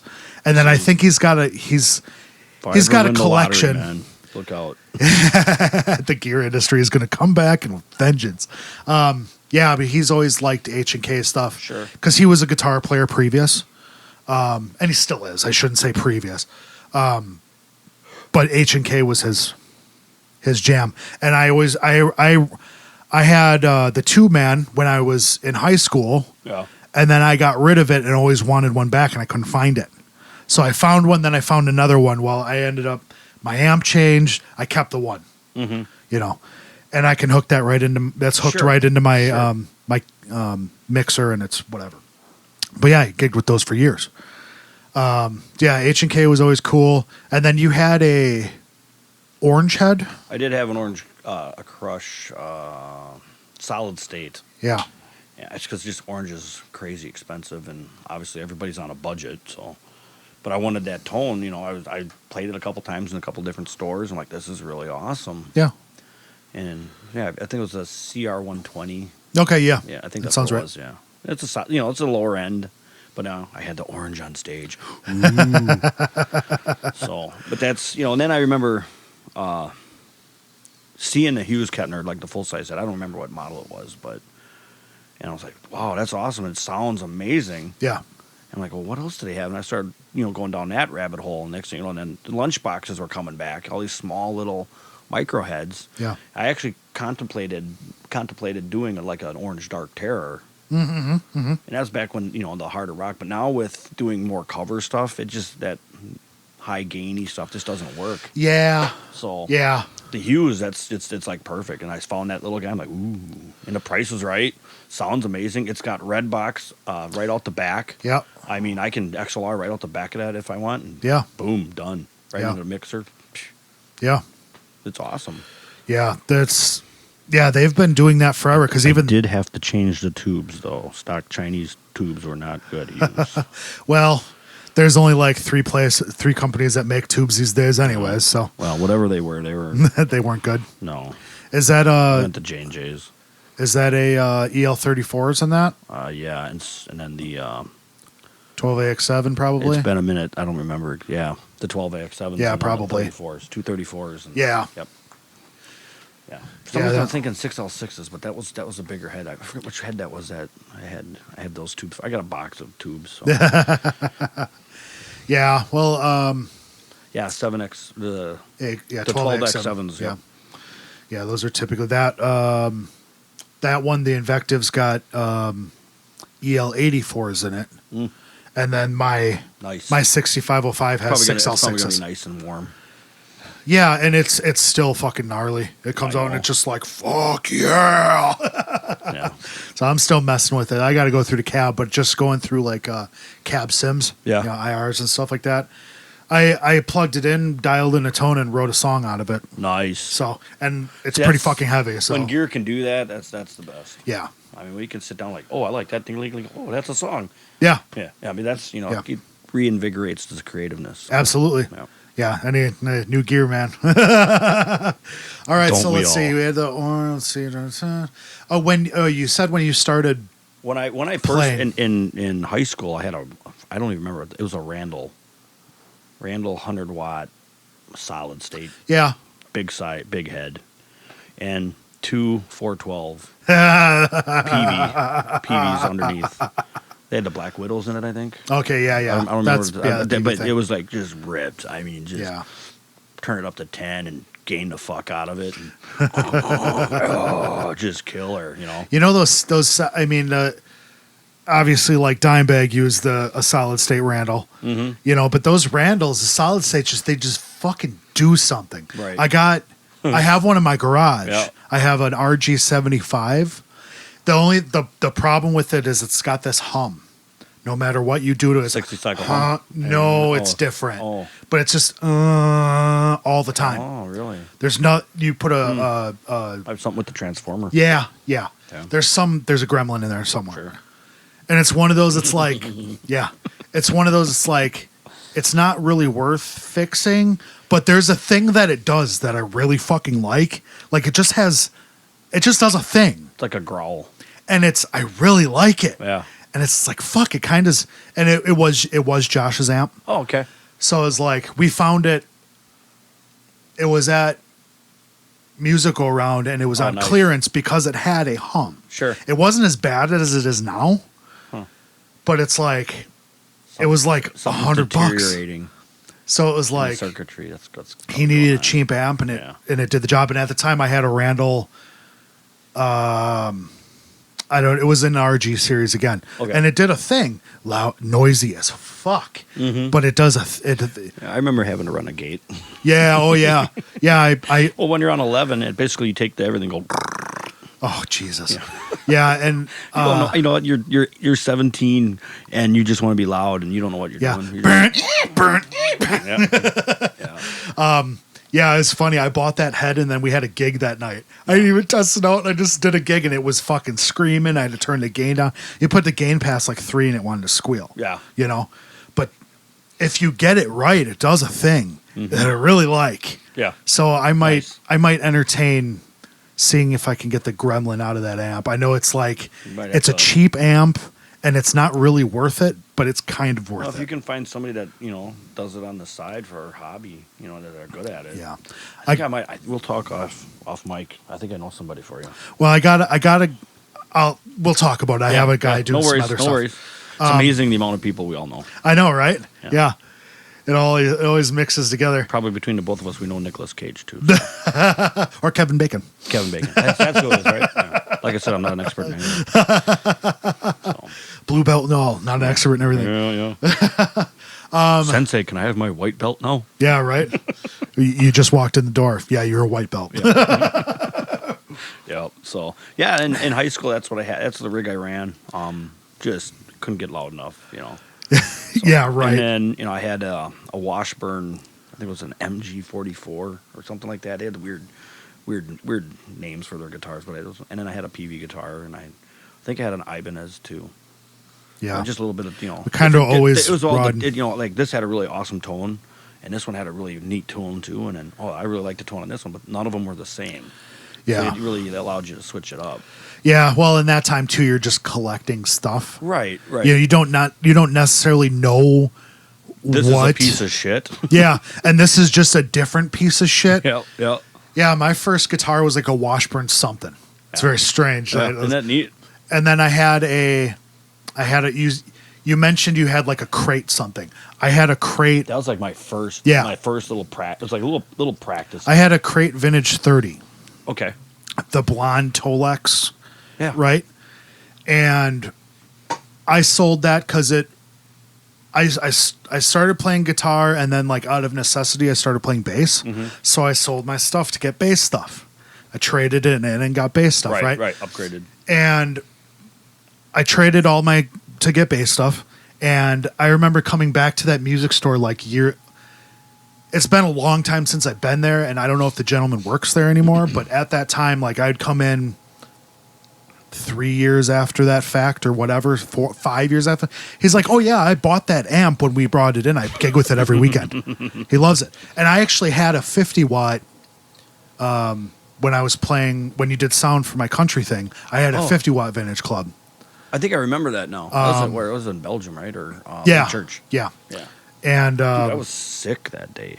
Yeah, you were dying that day. Oh man. Yeah, that was real bad. I still did it. You still did it. Yeah, I think I had the flu or something. Yeah, you were really sick. But I had a vintage club. And of course I was drinking at the same time. Sick for different ways then. Right. Well. But that was my first, and you know what? It's like two negatives equal positives. So. Yeah. But I look at those every now and again, and I'm like, fuck. Because I don't remember it exactly, but I remember it being a pretty decent amp, especially for being my first amp. Oh, really? You know? Yeah. Because it was tube, and it was, I didn't know what that meant. Yeah. I was like 12. So I didn't know what that meant, but it was tube, and like, the guy I remember say, yeah, I bought that from the store, and I've gigged with it every weekend for so it's got to be doing something right. Yeah. So did anybody else in your family play music or instruments? Just you? My well, I shouldn't say no, but my mom sang when she was younger, like in the choirs and stuff. Sure. And then my sisters played flute and clarinet. Okay. And they played all through high school. I actually played clarinet in middle school for a little while, but what? Yeah. I started on snare drum and ended up on clarinet because she had a clarinet. Judging, but that's just surprises me. Yeah, but it was just it was like not even middle school. It was like 5th grade. Oh, sure. Like what am I saying? I started with the French horn. Yeah. But I think it's because nobody else would play. I know, wanted to lug the fucking thing around. It's like lugging a tuba around. Yeah, I was like, what the hell is this stupid thing? Why am I holding it like this? Everybody else is, Yeah. So my sisters played flute and clarinet, and they played all through high school. Played at like the Grand Ole Opry and stuff like that. Right. But like, and my oldest sister, like I said, was like into Prince and U2 and that kind of stuff. Yeah. And then my second oldest sister, she was into like hair. Oh.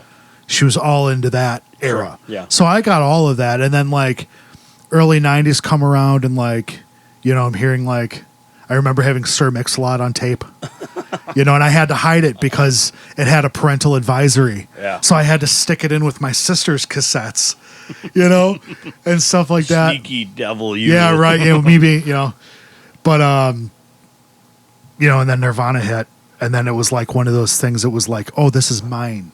Like this made sense to me. Right. You know what I mean? With Nirvana. Yeah. So that's where I was always a fan of music, but none of that stuff like I obviously did not realize that you could do that. Play music. I was little, so I never really got into Nirvana. I mean, I like some of their stuff, but I never really got into them. I was never like a huge fan. For me, it was Soundgarden. Oh, word. Okay. Dude, Chris Cornell. Yeah. So when they, Jesus Christ pose. I mean. Oh, yeah. what is a rusty cage? Like, wow. Yeah. You know, that's, you know, now we're really dating ourselves because that was high school. That's all right. Yeah, so that's where that. But then again, came from me. I'd take that. Here we go again. CD out, and I'd throw in Morbid Angel. You know? So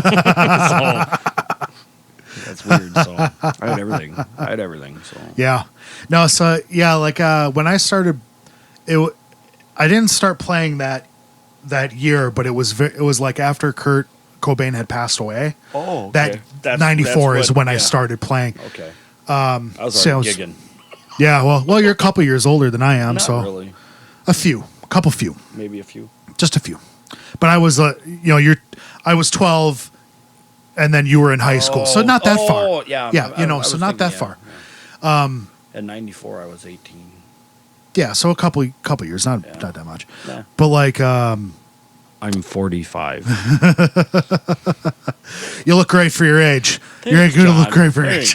If I shave it off, I got the baby face. I know, me too. Yeah. I look like I say I'm a big 12. Yeah. I look like I'm fucking 12. If I get a real nice short haircut, like right now, I got it pretty long. So. Yeah. And Flows shave in the the wind. beard and everything off, and I look like I'm 25, 30. So I should probably do that. Get more chicks. Right? Yeah, there you go. No. Chicks with your guitar and your sales job. Coming by a Ford. Yeah, right. There you go. Yeah. So back to gear, if you don't mind. Yeah. I don't like. I kind of strayed you off topic there. We don't have topics. Interviewee asked the interviewer a question. That's all right. So, yeah, and like right now, I'm running the Hughes Kettner. I've got my custom built Road Rash cab, and then I have my dad's Schecter PT Fast. Yeah. And that's my go-to. That's my like rock. Yeah. And that thing, Schecter nailed it with that guitar. Yeah. That thing is just sweet. The tone, it's just everything's awesome on that one. And then I have another Schecter. It's just an Omen POS, but I gutted it. Yeah. Rebuilt it, and put Seymours in it and coils and got different tuners on it. And then I redid the body. I spray paint. I did my own body on that one. Okay. Tribute to my Navy career. So Yeah. And then I have my dad's Gretsch. When he passed away, I got the guitars. Yeah. So, and I'm running have you heard? There's a Hard Luck Kings. Yeah. A couple of years ago, they were kind of big, and I picked up one of their pieces of shit. And it's the Explorer-looking bodies. Okay. I think it's called Lady Luck or something like that. But it's a matte gray. Yeah. It's like that's just more in the band room studio. It's a fuck around guitar. Okay. I don't gig with it.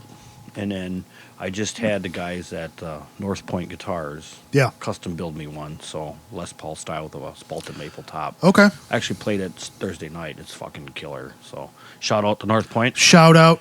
They're building them in Sheboygan, Wisconsin. They've been doing it now for a couple of years. Yeah. They're getting their ducks in a row. So Yeah.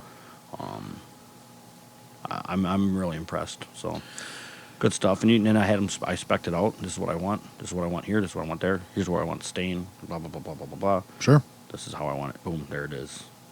It's gorgeous. So I'll show you a pic later. Yeah, absolutely. So that's what I'm running, and then I run the. I just run a gate, Okay. and I got a little snark tuner. Okay. Okay. That's my rig. I'm not fan. I don't. Less is more, man. Less Yeah. is more. So. And like I said, I'm trying to use the Spark right now to gig with just to see, but I'm probably going to go back to just the Hughes. Yeah. It's an extra just thing to a worry about. experiment. When you're in a bar that you got capacity of 150 people. I mean, nobody fucking cares. They're all drunk anyways. Yeah, they just want to dance. They just want to hear something they recognize and have fun and keep drinking. So Yeah. So it's a good time to experiment with it. Sure. You're not recording, so probably just gonna go right back to the Hughes and be done with that. Yeah. Just run a simple rig and easy peasy. But then, and then my other side is the sound side. So that's where the hot rod is. Some people have that hot rod muscle car in the garage. No, I got the $25,000 PA. Lights, speakers, everything. So Yeah, I wanted to before we get there, I wanted to that Schecter. So I remember your dad playing that. Yeah. And I I'm My dad still plays with me. Yeah, there you go. Yep. That's how I work it. Yep. So. And I'm a sucker for Telly style guitars. Oh, It's just I never had been, but when he got that one, I'm like, yeah. okay. That's Now- spec'd out like, and they don't make them like that anymore. No, they I've don't. looked. They don't. Every time I see a PT, I'm like, oh yeah, and then I'm like, they don't do it like how they did it. Nope. And I was always a fan of that when those were That's when the they- second run, the when- second year that was okay out. when they were making them like that. I always looked at them and I Yeah. never pulled the trigger. Yeah. Didn't your dad have another one? He's got the other guitar, the other Schecter he got was a F4. And it's kind of they're a custom from the custom shop at Yeah. Schecter, and it kind of looks like a World War II fighter plane. Yes, yes, And, yes. it's got like the bullet holes in it. It's got like it's pretty slick. Yeah. You can probably look it up if anybody's listening. They can Google Schecter F4. It's pretty slick, but that one was given to my brother Matt, Okay. who played bass in Recall. Yeah. It was a family type band. Yeah. And so shout out to Matt. Shout out. So he got that one. And it's more. I mean, it's a nice guitar, but it doesn't sound like the PT. No, It's different. And the I- pots in it are a little different. I know he didn't necessarily gig with that one. He did liked it. he? He was in the Air Force, so Yeah. he liked that stuff. Because I remember when we played with you guys and we were talking about the PT, and then he said, I also have this one. Yeah. So I remembered that. Yeah. So yeah, that one was, I mean, it's a that was great cool. looking guitar. Yeah. Not a fan of the tone. No, that's fine. The Yeah. PT does what it needs to do for you. Yeah, You know? it's great. And those aren't straight humbuckers in it, are they? Are they? No, it's a little different. Aren't they like I don't gold know. foils or something? I think so. There's coil tap for sure. I Yeah. know Well, that. like a gold foil, kind Yeah. of like No, a. I mean, I can coil tap. They're coil taps I can pull out and get a Yeah. higher tone out of one. Yeah. The bridge pickup. So Yeah, they're not straight humbuckers or something else. But either way, it does. it's amazing. It does the good. So that's the go-to, and now my new North Point guitars. That thing is amazing. So it's got a little finish work. It needs. I got a little early. I wanted it for the gig on New Year's Eve. So Okay. I kind of made them rush it. So the finish on the back has got some blemishes. So they're gonna take it. They're gonna get it back and just rework it. Sure. Just the clear coating is what. Oh, sure. Kind of bubbled a little bit. A little they're gonna- wet sanding and should Yep, be good to go. yep. Cool. I rushed them. My fault. Well, yeah, because I remember, because I talked to you when you put that in. I think when you ordered it, you had just ordered it, Yeah, it was. and I was asking because they were posting. Oh yeah. Yeah. Oh, it's so got a little bit of a patina to it. It's a gray stain wash. Yeah. Yeah. Okay. It's like the whole body and the spalted maple. I don't So know if we can. It's probably not going to work. No. It looks Well, white. maybe. Yeah. No That's worries. cool though. Let's see if we can make it work later. Yeah, that's fine. Yeah, they had, because I follow them on the Facebook machine and I think on Instagram, Yeah. and I mean, they had posted pricing some is reasonable stuff. Too, so yeah, there was some guitar that I was like, that's what it was. I had just bought my PRS, oh, okay. and then I saw whatever he posted, and I was like, oh fuck, like that's sweet, and it was a good price, whatever it was. Sure. Really good. And he's like, yeah, this is what the price is. I was like, yeah, I just bought a PRS. I cannot clear another one. The missus isn't going to. Yeah, like she it. doesn't tell me what pants to wear, or she doesn't wear the pants in the family, but she tells me which ones to wear. Right. That's the joke that we do. Yep. But I was like, I just bought a fucking PRS. I can't buy another one. And then you messaged me and said, yeah, I just commissioned them to build me one. Yep. So yeah, it's kind of weird on that, how that. Yeah, we sat down for probably a good. Me and Aaron Ross Miller of Lakeside Music in Sheboygan. We sat down for Yeah. about 45 minutes and spec'd it all out. Sure. Told him this is what I want and blah blah blah blah, and made the dream come true. So. Is an L. And I didn't pay out the nose for it. Yeah. I mean, you got somebody building you a hand built guitar. I mean, obviously they're bringing in the body and stuff, and they're putting it all together. Mhm. But you can still spec it out the way you want it. That's what I liked about it. Are those stainless steel frets in there? Are those nickel or? They're stainless. Oh, okay. Yep. Never have to change Yep. them out. Nope. is the LP body shape kind of your dream body shape, or is it just kind of how it? It's more along the lines of it's the one I don't have. Okay. So I've got the Telly, I've got the Strat style with, with the Omen, I've got the Explorer style, So and I'm like, well, what's missing? Yeah. I think the next one they just got a new body style in there. It's a semi-hot body style. Okay. We're gonna do another one this year, so okay. But we're gonna do something a little different. Yeah. I've got ideas. The evil genius over there. Yes. Yeah, I've always been drawn to Telly styles, and I actually don't own one right now. See? But single cuts, typically, like the PRS, I have the single cut. Yeah. I just got. It's a vintage brand LP. Okay. That thing is fucking money. I had my buddy Pants over yesterday. He played in the last iteration of 215. We were doing some stuff, and he's an LP guy. Yeah. So I'm like, play this, and he was like, oh fuck. Well, you saw He's like the first one I went to over here, right? Yeah, the PRS. Yeah. Yeah. He's like, shit. This plays better than my Gibson. Yeah. But he's But it's like, yeah. I don't know. I end up I'm drawn to the Telecaster, and everybody. I think if you run like some sort of studio, like I've had a couple of Telecasters, and then like I begrudgingly get rid of them. And then I'm like, fuck, I miss a Telecaster. So I shouldn't say that. Telecasters do a thing, and I think if you're doing some sort of studio thing, you got to have flavor from everywhere. Yep. And I don't have. I would like some sort of Gretsch because they do a thing. They do. That's why that one's hanging in the studio. Yeah, a Telecaster because they do a thing. Yep. You got to. It's a strange thing to say. But I think you'll understand when I say it. You have to be a real man to play a Telecaster, because there's nowhere to fucking hide with a Telecaster. Right. It's single coil and it sticks out. Yep, there it is. And if you fuck up, everybody hears it. Yep. So, but it does a thing. Mm-hmm. That's the thing. Like the LP, I wasn't a giant Les Paul fan just because I had never found one that was like, I had one way back that it had P90s. It was super sweet. Sure. But since then, I never found one until I found that one. Gotcha. But they do that thing, the neck pickup. Yep. It's that thing. I like the sustain in them. Yeah. Oh, yeah. Yeah. I know it's probably getting a little geeky, but I think it's got a lot to do with the body shape.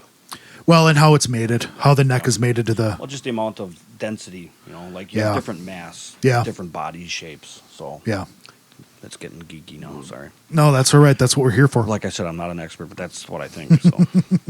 Yeah. So like, I miss a Telecaster, and I just like playing them. Yeah. And then I should have brought mine. I'm sorry. No, that's all right. Like a Gretsch. Should have said something. A Gretsch something. They have. I'm looking at kind of the cheaper side. I can't remember what it's called, but it's got it's not necessarily a gold foil, but it's like the TV Jones style pickup that they use, and then it's got a P90 in the neck. Yeah. It's super dope. Okay. I want one of those. I think I know what you're talking about. And then there's little things. Oh, look, there it is. Yeah, that's the main four right there, the four horsemen. Oh, yeah. Yeah, so that's I mean, and you can really see the North Point there pretty good. Yeah. I love it, so. Yeah. I don't know if I got a picture of the Gretsch. It's that olive drab green colored Gretsch with the gold hardware. See, I'm not super into Gretches. I like them. Yeah.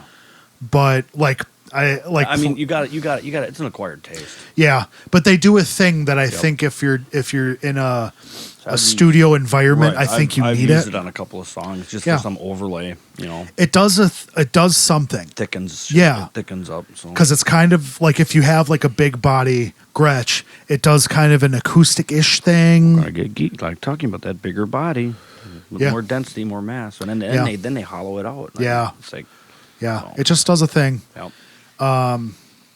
So yeah, there's a couple of pieces that I think I'm still missing, and I don't need anything like super high dollar. No, you don't. Because everything's made.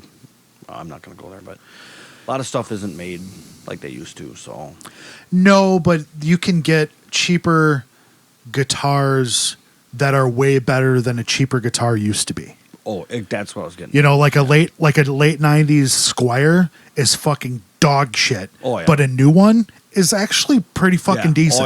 Oh yeah. Like I had a Affinity Telecaster.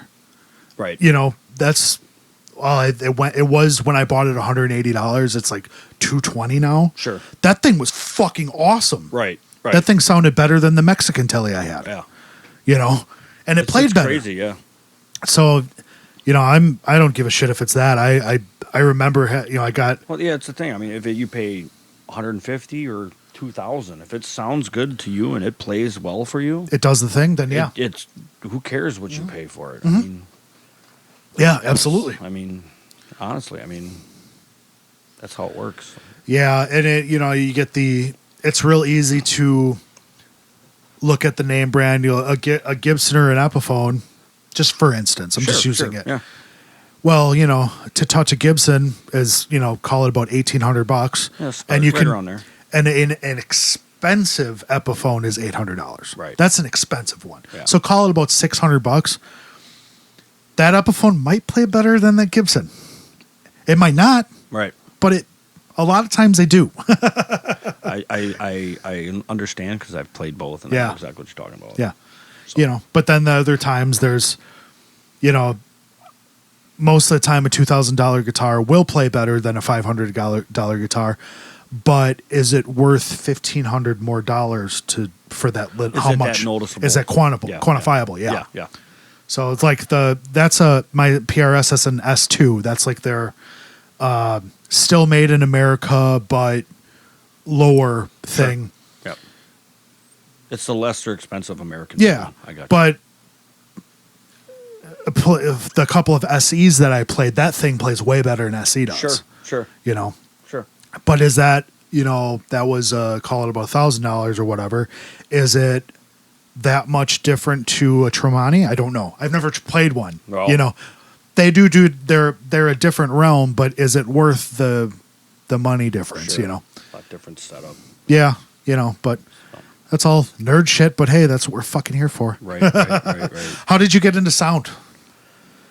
Not being happy with having to pay somebody to sound like shit. Yeah, I mean, it's kind of a necessity thing more than anything. You know, why are we hiring somebody to do this? You know, let's look. You know, I looked into like just getting a small rig, just so, you know, because we weren't really playing anywhere like where you need like more than a little subwoofer and a couple of little tops and some lights. Yeah, you know, just something to, you know. And I'm like, oh, okay, this is reasonable. I can do this. I can do a little mixer. Well, I'm like, okay, you know, how do we do this? And then, like I said, I got a degree in YouTube. Yeah. Mixology. And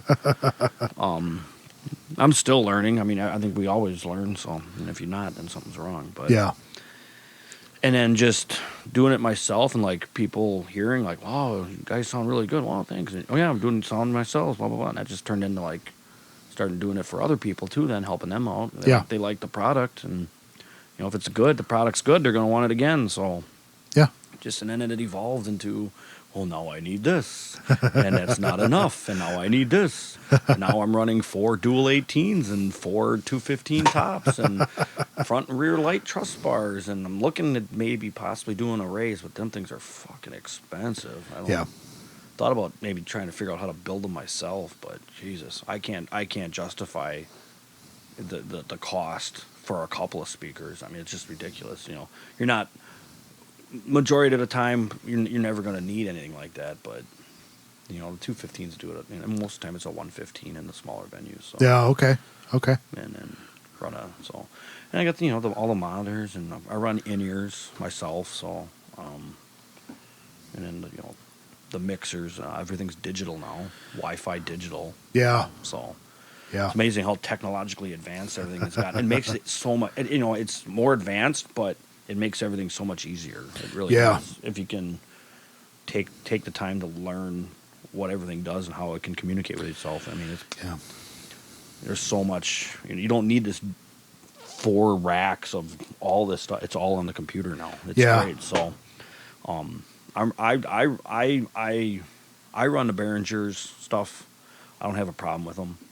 I have a Soundcraft, or I had a Soundcraft. I was using one of those too, and then buddy in the band bought one too. I got rid of my Soundcraft a couple of years ago and went to the XR30 32, the X32. Yeah, the big that sounds rack right. one. Yeah. And that one was just too much. I mean, I could see if I was doing more like festivals and large, 1,000+ people gigs. Yeah. Having that processing power. But the XR18 does just what I need to do for what we're doing. So, and that works great. I'm running. I think I'm running 2 main amps, per side for monitors. Every monitor's got its own amp. I don't run anything. No powered speakers. I don't like that. They have a ceiling, and if you get there, and I just don't. I've had a couple, and I just don't like the way they work. Okay. I mean, I get the ease of setup with powered speakers. Yeah. But it's just as easy to put a passive speaker up, plug into my rack, done. Sure. I was going to ask you about that actually. Well, if there's, yeah. I think it's a preference thing, and I don't think you're not really losing any sound quality. Like if you went from like a JBL power to a JBL passive, the speakers in them things are the exact same thing. Yeah. I think where you get with the powered is you get a ceiling with the amplifier built into it, where I can run a 2,000 watt power amp over here. Yeah, that says it's 2,000, and that says it's 2,000, but are they really? So, I've noticed with different powered tops and stuff that it's like you get there and that's it. Okay. And with my power amps, I got a little bit more. So okay. So yeah, I run 3,000 watts per sub. I got a rack just of power amps. So. Sure. I think it's total. I'm like right around 8,000 watts of power if I run a big system. So. Yeah, and it's probably that's not what it really is. We're probably more closer to like 2,000 or 3,000 when you really think about it. So. Yeah, that's still a lot. That we can get geeky if you want, but I don't know all about that. But and then I run simple truss bars and lights and shit. So nothing fancy. I'm not a professional. I don't do it for a living, but. It's better than paying somebody to set it all up and run it for you. Yeah. So the trick is then now I have to play guitar, sing backup vocals, and make sure the band sounds good to everybody listening. So I run the desktop up on stage. Got a real nice monitor. I kind of like tuck her into the side, and I can kind of watch all my meters and everything. Sure. I can adjust the faders with a mouse if I need to. I can just stop playing a riff real quick and dunk. Okay. And then I run a wireless rig for the guitar, so I can just step out. Walk over there real quick. Do what you need to do. Yeah. Oh, what's going on? Oh. Why? Oh, that's clipping. Yeah. So, get a good reference and then dial her in. But as people, that's the thing with sound too. As people start filtering in, everything changes. Yeah. Yep. You lose this. The room changes, so it's weird. So, it's nice to have somebody just there to tweak. Yeah. While you're playing. So. Yeah. Yeah. So it would be nice to have somebody just run it. I wouldn't have to worry about it. But then again, I'm not getting paid as much to play. So yeah, you're paying if it's not overkill for you to quick do a little bit of something on it, because most of the time once you get it set, there's very rarely anything else you got to do. Once you get a good sound check, you're good to go. Yeah. You get a good balanced mix during the sound check. Then it's just tweaking. Is it just you that's running in-ears, or you got the rest of the band? Lead singer Carrie, she runs in-ears now. Okay. Too. So I got her into it. Now she's like in love with them. She actually, I think it's made her a better singer because she can hear herself now. Yeah. Well, yeah, and then because you grow up and you're playing to places that you are so loud, and then the sound system you can't hear yourself. Yes. Sing. So then that's my problem. You're pushing everything all the time when you don't have to. By 3/4 of the way through your performance, you're blowing your voice out. You're exhausted. Yeah. Because you can't hear yourself because you have to. Yeah. So yeah, I was curious about that. I never fucked with them. How big of a learning curve was it? How long did it take? Because I know there's a little bit of a period where I got my in-ear system when I was in recoil because it was a necessity. Because me personally, I like to get. I'm a mover and groover. I like to move around. I'm active on stage. Yeah.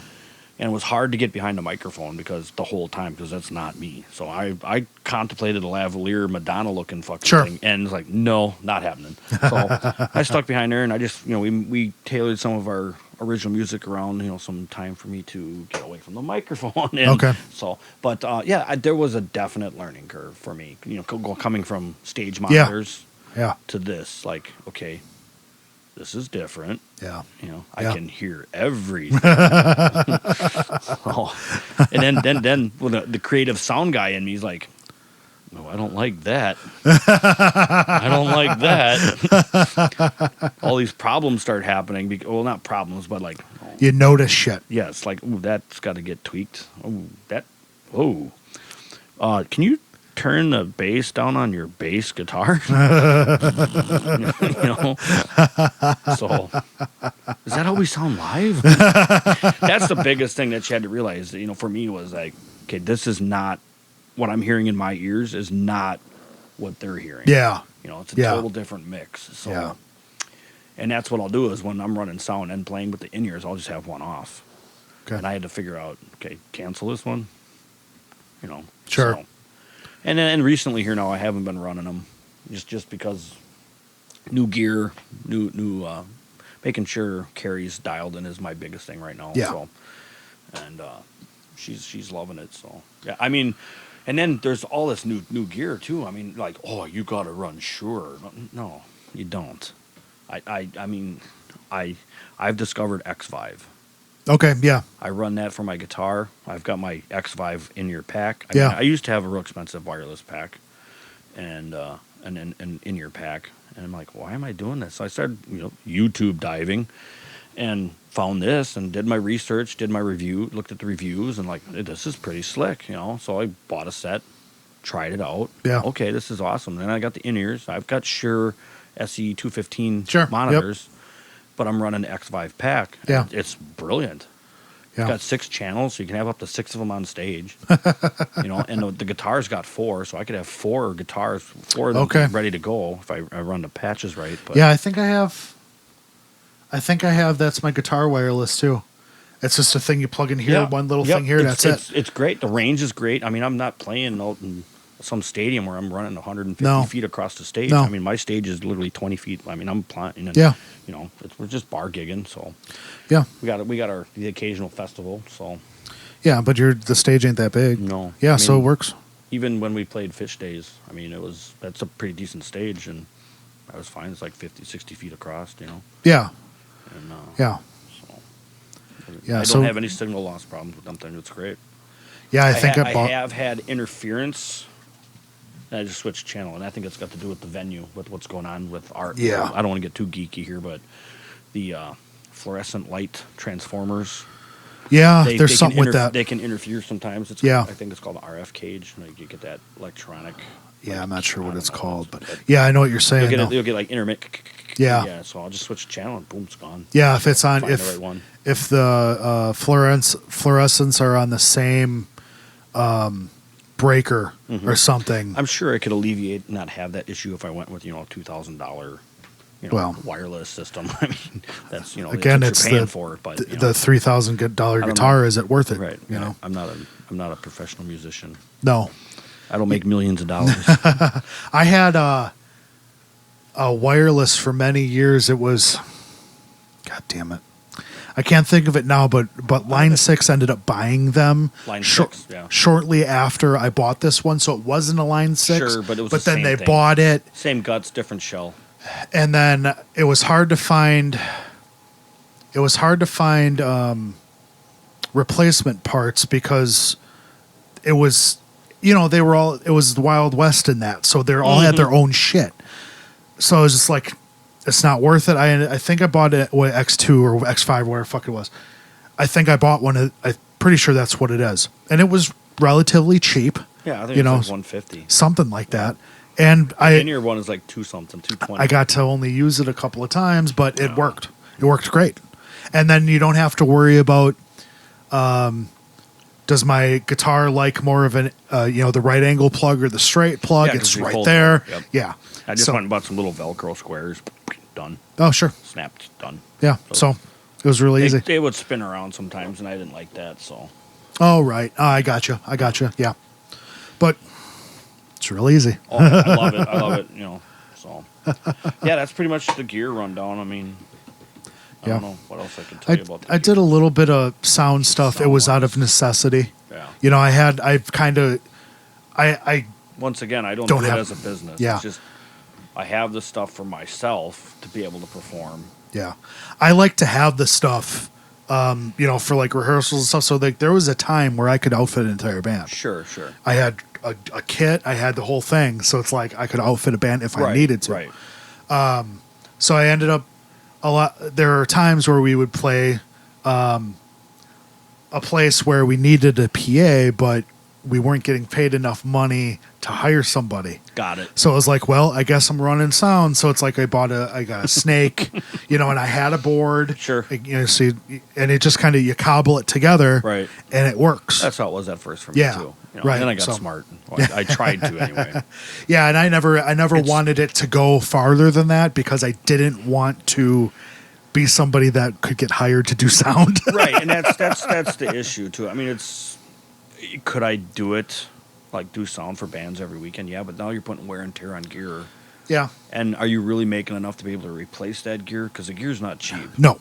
I mean, just a light alone is $80 to $100. Yeah. I mean, what are you going to get paid to do sound for a band in a bar? Well, what, $150, $200? Right. And I got to lug all this stuff in there, and it's a pain in the fucking ass. It is. It's a hassle, and I'd like to do a little bit bigger stuff, and that's where you set up and you're there all day, and it's one band or 5 bands, whatever it is, but you're not the small time. I don't, and then bands can do it themselves now. That's the other thing. So, but the way gear is, I mean, small little sub, and a couple little tops, and a little light bar, you're good to go. Yeah. In a bar, Yeah. Depends on how big of a production you want to do. Yeah, and that's I did just enough. Like I didn't even have a sub or anything. Like I just enough. Yeah. I didn't have lights. I'm go big or go home. Yeah, sure. And within my budget. But even just running it like that, Sure. and kind of cobbling together mics and stuff like that. But it's like even doing that was a pain in the ass because at the end of the night you got to put it all away. Right. And oh man, does that suck? Holy shit! It's 2 a.m. and I'm not even started loading yet. Yeah, and I'm sweating from just performing. I think I got home around 4:30 Friday morning. So yeah. And then I still had to go back the next day and pack everything because I wasn't packing up New Year's Eve and New Year's Day. So. Yeah, see, I never really had that. I was too busy having fun. Yeah, right. I never really had that luxury, so we had to pack it up and get the fuck out of there. I'll be honest, I've never been able, well, no, I shouldn't say that. I think once or twice now I've been able to just walk in, set my guitar cab down, my amp up, plug my guitar in, and play in front of people. Once or twice. Every time, it's everything. I mean, I don't know why I put myself through it, but yeah, it's a love-hate relationship. Yeah, right. I love it. Glutton for punishment. Fuck you, this is awesome. Fuck you, this is awesome. Yeah, again, what I said before, we'd rather not bitch about anything else. Right, exactly. So, would I love to just bring my cab and amp and guitar and plug it in and okay, how's that sound? Yeah, yeah, that'd be awesome. But I don't know. I'm an overachiever, I guess. Hey, there you go. Got to overachieve at something, right? Go big or go home. How did you end up getting hooked up with Nitro 5 then? Mutual friends, and I've known Carrie for a while. The lead singer, Carrie Bitters, sweet, awesome lady. Shout out. Yeah, she's amazing. She's my big sister. So okay. And we click. That's the thing too. So they had struggled for a while with a rhythm guitarist, not due to personal issues, just like scheduling and work stuff. Yeah. Stuart, who had needed to leave the band due to work, he's starting to travel for work, and he wasn't going to. I mean, for a long period of time, he wasn't going to be home. Yeah. And he played guitar and he plays keyboards and the saxophone, multi-talented musician. Good Lord. Hey, he showed up Thursday and played the sax in our third set. That's pretty cool. He played the solo for Highway to Hell on his sax. It was killer, man. But they had struggled, and then had another guitarist come in, and it just wasn't really working out for them. And then I saw Carrie message me. He's like, "Do you know anybody that wants to play guitar?" Because I was still Recoil. She didn't know about Recoil. I'd just broken up. Okay. And she's like, I'm like, well, just so happens to be I'm available. She goes, you're in. I'm like, well, you want me to try out? She goes, no. You're in. I'm like, well, what about the other band members? Like, you're in. I'm like, okay. So, I went and we played the first little practice at their little practice area, and it just clicked. Okay. And obviously I have my band room recording studio in Plymouth. Yeah. And that's where we practice now. So drummer can leave his second kit there, and no set, and just boom, and I can record everything in the studio. Yeah. So, but yeah, that's how that happened, and it just was, at that point I wasn't like, I'm going to be in a cover band now. I had no intentions of learning like 3 hours worth of cover music, and obviously some of the stuff that they're doing, Recoil, because Recoil wasn't a full original band. We were a blended original, yeah, you did and covers. We cherry picked our covers, so and some of the stuff that we were doing I kind of knew already. So but yeah, it was a learning curve with the music itself. Yeah, I mean, I'm still learning the music and practice it every other day. So I'll pick like a group of the songs and just run through them, and it's just so much material to remember. So yeah.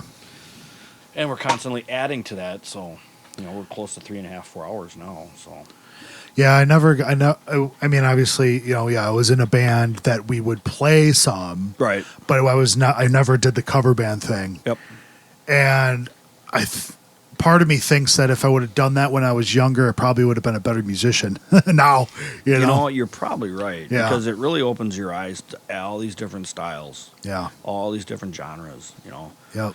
Granted, we're doing your classic rock to today's rock. And the classic stuff, we're giving it a little bit more oomph. It's not, so, but it's just stuff that people dance to and they want to dance to and have a good time, and and it's all around good time. So that's really what it's about. Yeah. I'm not in it to make millions of dollars. I just want to have fun, play something that I really love to do, and being able to share that with people at the same time. Sure. Makes my day. Excellent. So yeah. Well, as we run down here, I got a couple more things I want to ask. Oh, These are just kind of just fire match questions here, and I didn't tell him that these were coming. People. No. Yes. First, maybe. Fuck it. No. No. Go ahead. What do you got? What is an album? What is one album that you would give somebody that they would have? You're like, this is the album you have to fucking listen to, whatever it is. What do you think that would be for you? If you're going to give me any album to listen to. I think I already told you that one. Okay. Well, yeah. Yeah, Sgt. Pepper's. Yeah, okay. Only because, I mean, I think it's because they were leading the charge during that time frame of music creation. Okay. And that was their pinnacle. For me, that's my opinion.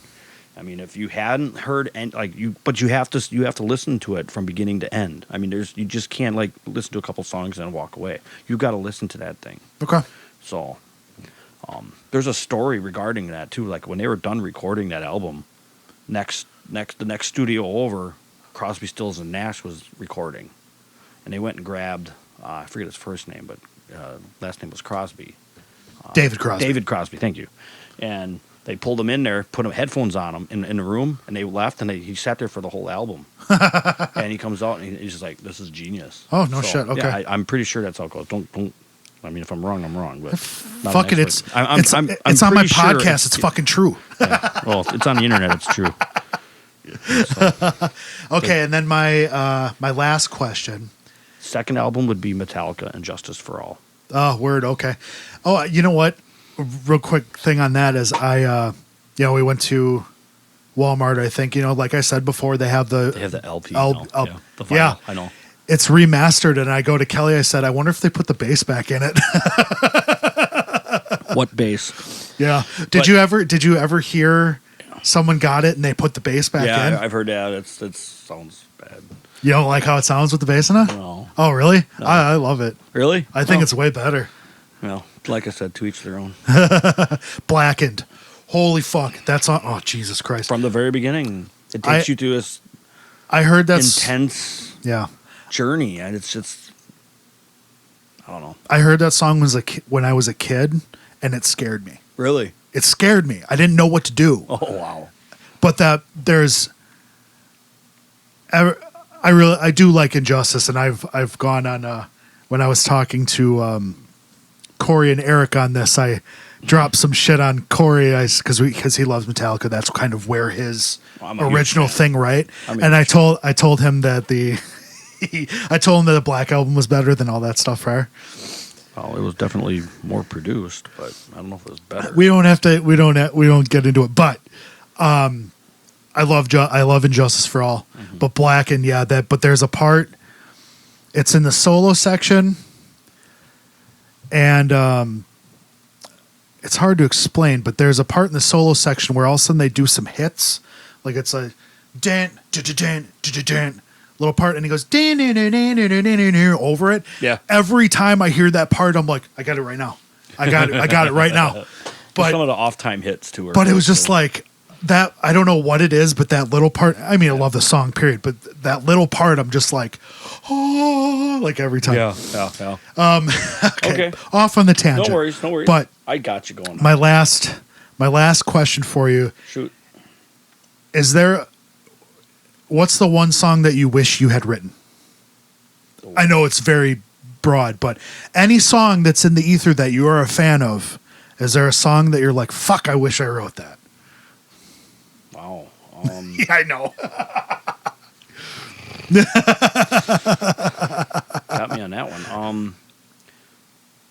Like my go-to, how about this? Like the go-to song, like when I want to, most favorite go-to song. Shit. I hate to do this, but it's Harvester of Sorrow on Justice. All right. I mean, I'm a huge Metallica fan, so. But then again, like, I shit you not, Carry On My Wayward Son. That might be it. I mean, come on, right? I mean, it's genius. Yeah. So, Carry On My Wayward Son. Probably. So that's the nice. Yeah. All right, here, real quick. Why don't you go ahead and plug? You got some shit to plug for the band. Plug the band. Plug whatever you want. Yeah. So, Nitro 5, you can find us on Facebook. We're online too as well. YouTube, check us out. Playing at Emmers on the 23rd. If this is out by then. Yeah. And then we're booking right now for this spring and summer. Obviously with COVID, it's a little fucked up. So, and other than that, I'm not too worried about the road rash thing. So, not trying to push that. But Nitro 5 on Facebook. Check us out. Excellent. Well, we did it. Sweet. We did it. So Gotta have me back. We should do like some take team shit. This was fun. we could do that. Yeah. All right. Well, thanks everybody. This has been Can I Get More podcast on my monitor? Yeah, right. I'm Johnny Ruckus for Michael Pape.